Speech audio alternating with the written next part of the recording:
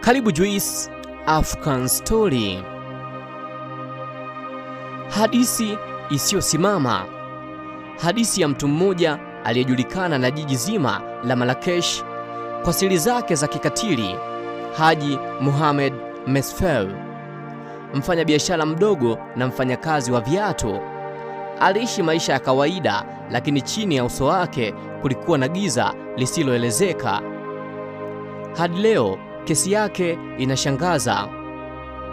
Wanaohusiana na uhalifu wa kihistoria, wanawake waliokuwa wanategemea msaada wake walipotea bila ishara, na uchunguzi wa kina uligundua ukweli wa kutisha. Miili iliyojazwa chini ya duka lake na bustani yake. Je, ni nani Haji Mohamed Mesfel? Je, ni nini kilimfanya aendelee kuua bila huruma? Na hatimaye alikabiliana vipi na hukumu yake ya adhabu kali?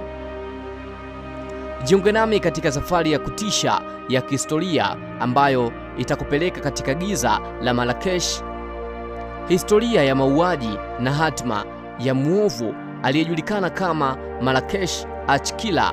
Hii ni simulizi kamili iliyotayarishwa kwa kina ili ujifunze ukweli usiowahi kusikia hapo awali.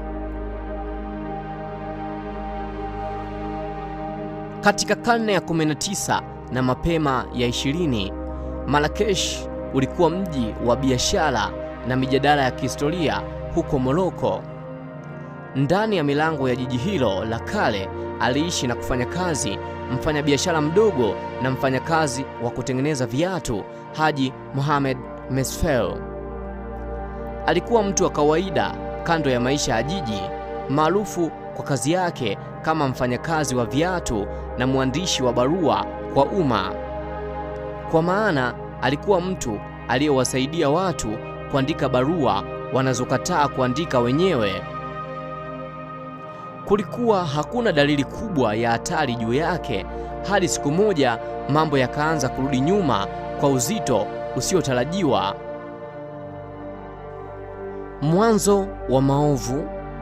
Kabla ya mwaka 1906, wanawake wengi waliripotiwa kutoweka bila kufuatilia katika mikoa mbalimbali ya Marrakesh. Familia zilikuwa zikiishi kwa wasiwasi mkubwa, kwani hakuna ushahidi wa wazi kuhusu mahali walipo au sababu ya kutoweka kwao. Kwa muda wa miaka kadhaa, watu walisema kwamba wanawake walikuwa wakipotea kwa njia isiyoeleweka, na hakuna mtu aliyekuwa na ufahamu wa ukweli wa mambo. Siku moja, familia ya msichana mmoja waliopotea ilifanikiwa kufuatilia mwelekeo wake hadi duka la Mesfel. Hii ilikuwa hatua kuu iliyobadilisha utafutaji na kuwafanya mamlaka kuchunguza kwa kina. Walipochunguza eneo hilo, polisi waliweza kugundua kile kilichokuwa siri ya kikatili iliyofichwa chini ya uso wa mji mzima. Mbinu ya uhalifu. Mesfel, akiwa na usaidizi wa mwanamke mzee mwenye umri wa miaka 70, aliwaita baadhi ya wanawake kwa duka lake kwa sababu ya kazi yake ya kuandika barua au kuwasaidia kuandika ujumbe. Alikuwa akiwavutia wanawake kwa maneno ya kirafiki na kisha kuwaambia watakutana naye nje ya duka. Mara baada ya kuingia kwenye duka lake, ambapo alikuwa akiwapa vinywaji vilivyounganishwa na madawa ya kuchanganya hisia, wanawake hao walianguka bila uelewa wa kile kilichokuwa kinafanyika. Baada ya wao kupoteza fahamu, Mesfel alikuwa akiwaua kwa kutumia upanga na kuwakatakata vichwa, kisha kuwaburuta chini ya sakafu ya duka lake. Ingawa hivi ni hatua mbaya sana kwa mtazamo wa kisasa, hii ilikuwa njia ambayo alikuwa akitumia kwa muda kabla ya uhalifu wake kugunduliwa. Familia zilipogundua kwamba binti yao alikuwa ameonekana mwisho katika duka hilo, jambo lililoongoza kukamatwa kwake. Ugunduzi wa miili. Hapo polisi walipogundua ukweli, waliweza kupata miili ya wanawake wenye vichwa vilivyokatwa walijazwa katika mashimo yaliyoko chini ya duka la Mesfeo. Aidha, miili mingine ilibainika katika bustani ya nyumba yake.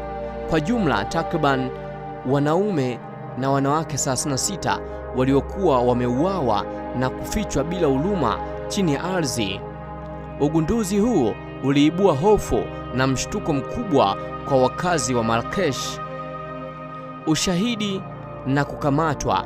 Mamlaka ilimshikilia Mesfeo huku mwanamke aliyekuwa akimsaidia, jina lake liliripotiwa kama Ana, alimkiri juu ya baadhi ya machafuko hayo chini ya mateso.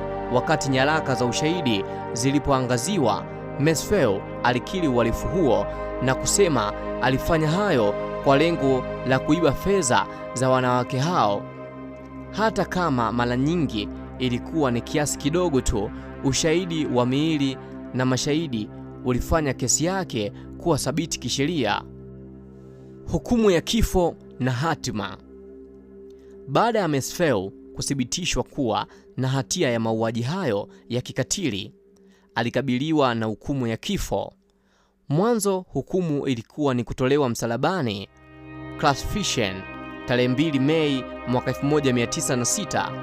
Hata hivyo, kutokana na shinikizo la mataifa ya nje juu ya Morocco kwamba doa hili linaonekana kama adhabu ya kikatili sana hata kwa viwango vya wakati huo, hukumu hiyo ilibadilishwa kuwa kukatwa kichwa. Hata hivyo, raia wengi wa Marrakesh walitaka kuona Mesfeo akipata adhabu ya kutisha zaidi, kama onyo kwa wale wengine waliokuwa wanafanya uhalifu. Hatimaye iliamriwa kuwa angechukuliwa kwenye uwanja wa soko la Marrakesh na kushughulikiwa kwa njia ya adhabu inayoshangaza wengi, yaani kufungwa ndani ya ukuta mpaka kufa. Jeneza ndogo iliyojengwa ilikuwa na uso wa ndani ambao Mesfeo alipaswa kusimama na kuta zilizopangwa kumziba ndani na nje kwa udongo.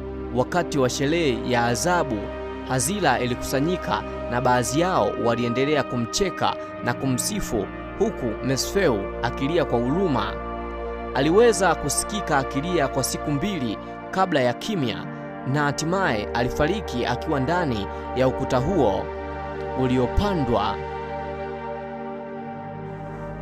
Jina langu mimi naitwa Juice Danger. Unaweza kunifollow pia Instagram, natumia Juice Danger TZ. Like now, bye bye.